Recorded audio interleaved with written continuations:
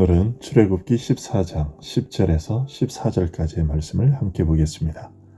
출애굽기 14장 10절에서 14절까지의 말씀입니다. 제가 봉독해 드리겠습니다. 바로가 가까이 올 때에 이스라엘 자손이 눈을 들어본즉 애굽 사람들이 자기들 뒤에 이른지라. 이스라엘 자손이 심히 두려워하여 여호와께 부르짖고 그들이 또 모세에게 이르되 애굽에 매장지가 없어서 당신이 우리를 이끌어내어 이 광야에서 죽게 하느냐? 어찌하여 당신이 우리를 애굽에서 이끌어내어 우리에게 이같이 하느냐? 우리가 애굽에서 당신에게 이른 말이 이것이 아니냐? 이르기를 우리를 내버려 두라. 우리가 애굽 사람을 섬길 것이라 하지 아니하더냐? 애굽 사람을 섬기는 것이 광야에서 죽는 것보다 낫겠노라. 모세가 백성에게 이르되 너희는 두려워하지 말고 가만히 서서 여호와께서 오늘 너희를 위하여 행하시는 구원을 보라. 너희가 오늘 본 애굽 사람을 영원히 다시 보지 아니하리라. 여호와께서 너희를 위하여 싸우시리니 너희는 가만히 있을지니라. 아멘. 이스라엘은 하나님께서 애굽에 내린 10가지 재앙 덕분에 종살이하던 애굽에서 빠져나오게 되었습니다. 하지만 이스라엘이 애굽을 나온 지 얼마 지나지 않아 애굽 왕 바로와 그의 신하들은 곧바로 군대 전열을 가다듬고 이스라엘을 추격하기 시작했습니다. 이스라엘 백성들을 다시 잡아와서 종살이를 시키던지 그리하지 못할 경우에는 다 죽이겠다는 요량으로 이스라엘을 추격했습니다. 애굽 왕 바로와 그 신하와 백성들은 충분히 그럴 수 있다고 생각했습니다. 왜냐하면 이스라엘이 현재 머물고 있는 곳은 어디로도 도망할 수 없는 곳이었기 때문이었습니다. 그런 상황에 대해 3절은 광야에 갇힌 바 되었다고 설명하고 있습니다. 하지만 이스라엘 백성들을 다시 잡아올 수 있다는 애굽 왕 바로의 생각은 참으로 어리석은 것이었습니다. 왜 그럴까요? 그들은 이미 하나님께서 애굽에 내리셨던 10번의 재앙을 통해서 여호와의 백성을 괴롭히다가는 우리가 죽을 수도 있겠구나 하는 것을 경험했기 때문입니다. 그럼에도 불구하고 다시금 하나님의 백성인 이스라엘을 쫓아가 그들을 없애버리겠다는 생각을 가졌던 것이죠. 그런데 이런 어리석음은 바로와 그의 백성들에게만 해당되는 것은 아니었습니다. 그것은 이스라엘 백성들도 마찬가지였습니다. 애굽 왕 바로가 10번의 재앙을 통해서 하나님이 두려우신 분임을 알아야 했다면 반대로 이스라엘은 그 어떤 대적들의 위협도 하나님께서 이스라엘을 보호하시는 한 전혀 두려울 것이 못 된다는 생각을 가졌어야 했습니다. 하지만 이스라엘은 애굽 군대의 추격 소식을 듣고서 두려움에 떨었습니다. 더군다나 13장에서 낮에는 구름 기둥으로 밤에는 불 기둥으로 하나님이 함께하고 계시다는 것을 눈으로 확인시켜주고 계신 상황이었습니다. 여러분, 우리도 이와 같을 때가 얼마나 많은지 모릅니다.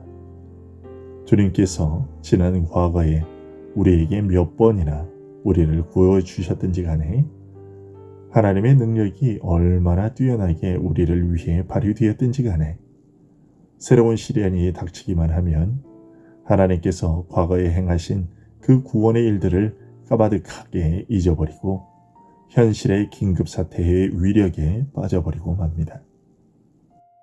여러분, 왜 이런 일들이 벌어지는 것일까요? 그것은 이스라엘 백성이나 우리들의 눈이 하나님에게 가 있지 않기 때문입니다.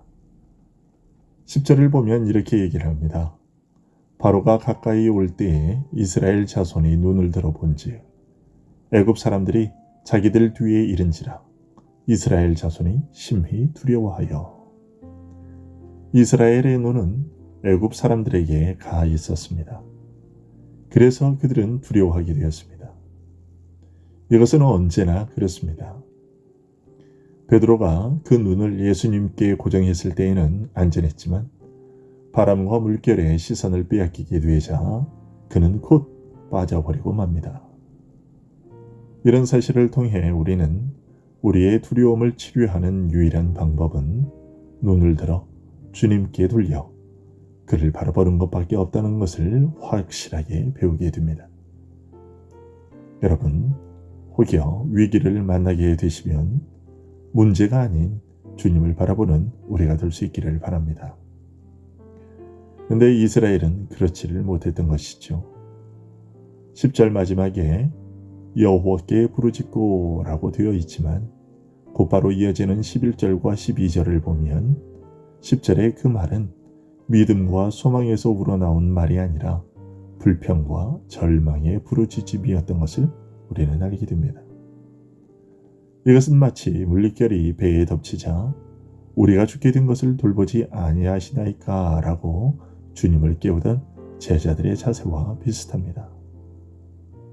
이런 불신앙과 절망 그리고 수군거림이 애굽에 내린 10가지 이적을 경험한 하나님의 백성으로부터 나온다는 것은 얼마나 심각한 문제인지 모릅니다. 11절은 이렇게 말하고 있습니다. 그들이 또 모세에게 이르되 애굽에 매장지가 없어서 당신이 우리를 이끌어내어 이 광야에서 죽게 하느냐? 어찌하여 당신이 우리를 애굽에서 이끌어내어 우리에게 이같이 하느냐? 여러분, 이 얼마나 어처구니 없는 불신앙적인 논리입니까? 만일 애굽 사람들의 손에 죽는 것이 그들의 운명이었다면 여호와께서 왜 그 속박의 땅에서부터 그들을 이끌어내셨겠습니까?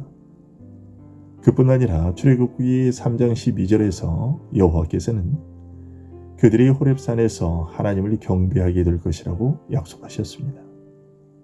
그렇다면 어째서 그들이 광야에서 멸망을 당해야 된다는 말입니까? 그러나 이스라엘은 이런 사실을 생각하지 못했고 무엇보다 믿음을 발휘하지 못했습니다. 그로 인해 하나님의 약속은 그들에게 위로로 여겨지지 않았고 이스라엘은 앞뒤로 도망할 수 없는 곳에 진영을 머무르게 하신 하나님을 견딜 수 없었습니다. 이런 사실은 하나님께서 거듭거듭 우리를 건지시는 일이 얼마나 필요한지를 보여줍니다. 하나님께서 거듭해서 보여주시지 않으면 하나님께서 그의 성령의 능력으로 우리의 냉담함을 고쳐주지 않으시면 우리는 배은망덕으로 인해 하나님께서 우리에게 주신 모든 것을 모두 다 무가치하게 만들어버리고 이처럼 강팍하게 망가뜨려 버리기 때문입니다. 그래서 하나님은 이스라엘로 하여금 홍해의 사건을 경험하게 하신 것입니다. 하나님께서 이스라엘에게 홍해의 사건을 경험하게 하신 데에는 크게 두 가지 이유가 있는데요. 첫째는 이스라엘 백성들의 마음이 약해져서 애굽으로 돌아가려는 생각을 가지지 않도록 하시려는 것이었습니다. 여러분, 13장 17절과 18절을 보시면요. 바로가 백성을 보낸 후에 블레셋 사람의 땅의 길은 가까울지라도 하나님이 그들을 그 길로 인도하지 아니하셨으니 이는 하나님이 말씀하시기를 이 백성이 전쟁을 하게 되면 마음을 돌이켜 애굽으로 돌아갈까 하셨습니다. 그러므로 하나님이 홍해의 광야길로 돌려 백성을 인도하시매 라고 되어 있습니다. 애굽에서 가나안은 사나흘 정도면 도착할 수 있는 그리 멀지 않은 길이었습니다. 그럼에도 불구하고 하나님께서는 이스라엘을 그 길로 인도하지 않으셨습니다. 그 이유는 이스라엘이 가나안에 정착하기 위해서는 그들보다 앞서 가나안의 터를 잡고 사는 강대한 민족들을 쫓아내는 전쟁을 치러야만 했기 때문입니다. 그런데 만일 이스라엘이 출애굽하자마자 며칠 지나지 않아 가나안 거민들과 맞닥뜨려 전쟁을 하게 되면 아무런 무기도 없고 전투 훈련도 해보지 않은 자들이 애굽으로 다시 돌아가고자 하는 마음이 생길 것이 뻔했습니다.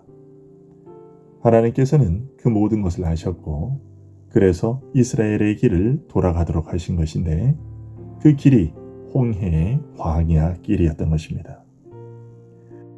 하나님께서 이스라엘을 홍해길로 인도하신 두 번째 이유는 앞으로 이스라엘이 가나안에 들어가서 정복 전쟁을 치르게 될 때 이번에 홍해 사건을 기억하고서 두려워하지 않도록 하게 하심이었습니다.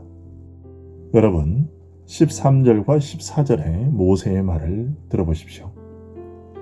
모세가 백성에게 이르되 너희는 두려워하지 말고 가만히 서서 여호와께서 오늘 너희를 위하여 행하시는 구원을 보라. 너희가 오늘 본 애굽 사람을 영원히 다시 보지 아니하리라. 여호와께서 너희를 위하여 싸우시리니 너희는 가만히 있을지니라. 12장 41절에서 모세는 이스라엘을 가리켜 여호와의 군대라고 불렀습니다. 장차 이스라엘은 여호와의 군대로서 가나안과 전쟁을 치르게 될 것입니다. 그런데 그 싸움은 이스라엘이 하는 것이 아니라 하나님이 하신다는 것을 알게 하시기 위해 하나님께서 홍해로 그들을 이끄신 것이었습니다. 여러분, 우리들이 사는 매일이 영적 전쟁입니다. 그런데 그때 누가 그 싸움을 싸우느냐? 바로 하나님께서 싸우십니다. 여호와께서 나를 위해, 우리를 위해 싸우실 것입니다. 그러면 우리는 무엇을 해야 할까요? 두려워하지 말고 하나님께서 대신하여 싸우실 것을 믿고 맡기는 것입니다. 그러면 하나님께서 준비하신 길을 열어 보여주실 겁니다.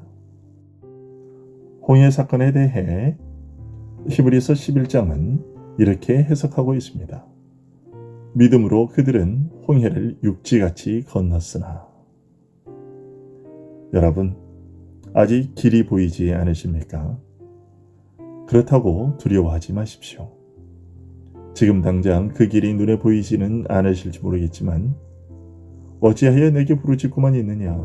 앞으로 나아가라는 하나님의 그 명령에 따라 나아가면 눈에는 보이지 않던 그 누구도 생각지 못했던 하나님의 레드카펫이 보이기 시작합니다.